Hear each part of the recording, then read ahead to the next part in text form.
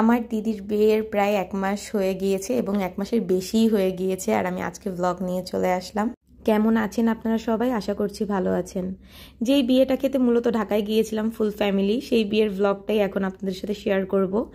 বিয়ের লগ্ন ছিল রাত 1:45টায়, তাই আমরা 9টার সময় রেডি হয়ে সাজুগুজু করে আমরা চলে গিয়েছি বিয়ের ভেন্যুতে।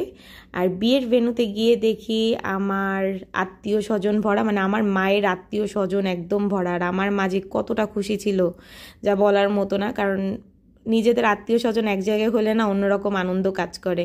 আর এখানে আমার বড় মামি ছিল, শম্পা ছিল, আমার ভাইও হাই হ্যালো দিয়েছে।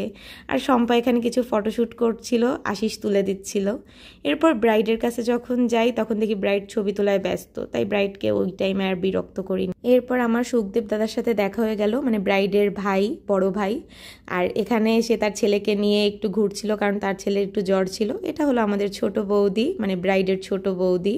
এরপর ঘুরে ফিরে আমি আবার ব্রাইডের কাছে গিয়েছিলাম, কিন্তু ব্রাইড তখনও ছবি তোলায় ব্যস্ত।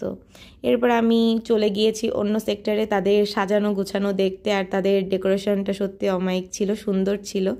এরপর আমরা আমার মামার সাথে ছবি তুলতেছিলাম, এরপর আমি বড় মামির সাথে ছবি তুলতেছিলাম। আর বড় মামির সাথে তো থাকলে অনেক গল্প করি। আর এখানে আমার সবিতা মাসি, মামা, আমার আর এক দাদা, এখানে আমার মাসি মানে ব্রাইডের মা, এখানেও ছিল আমার আর এক মাসি মেশো। আর তারা আমাকে অনেক বেশি বেশি ভালোবাসে, তারা অলওয়েজ বলে আমার ব্লগগুলো তারা দেখে থাকে, তাই মাসি মেশোকে অনেক অনেক ভালোবাসা। আর তাদের ছেলেও আমার ব্লগ দেখে থাকে, মানে আমার ভাই, তাকেও অনেক অনেক ভালোবাসা দিয়ে দিলাম। আর এখানে আর কি খাওয়া দাওয়া চলছিল, এখানে টিকিয়া ছিল, পোলাও ছিল, ভেজিটেবল ছিল, আরও অনেক খাবার ছিল কিন্তু আমার এখন মনে পড়তেছে না। রোস্ট ছিল যতটুকু মনে আছে, জর্দা ভাত ছিল, বাবা আমাকে জর্দা ভাত খাওয়াই দিচ্ছিল কারণ আমার জর্দা ভাত খাওয়ার আর এনার্জি ছিল না, কিন্তু বাবা বললো তুই জর্দা ভাতটা একটু টেস্ট করে দেখতে পারিস, তাই বাবার ওখান থেকে একটু জর্দা ভাত খেয়েছিলাম। আর বাবা 2 লিটারের একটা স্প্রাইট কিনে আমাদের সবাইকে ধরাই দিয়েছে যে একটু একটু করে সবাই স্প্রাইট খাও, তাই ভাই বোনেরা সবাই মিলে স্প্রাইট খেতে বসছি।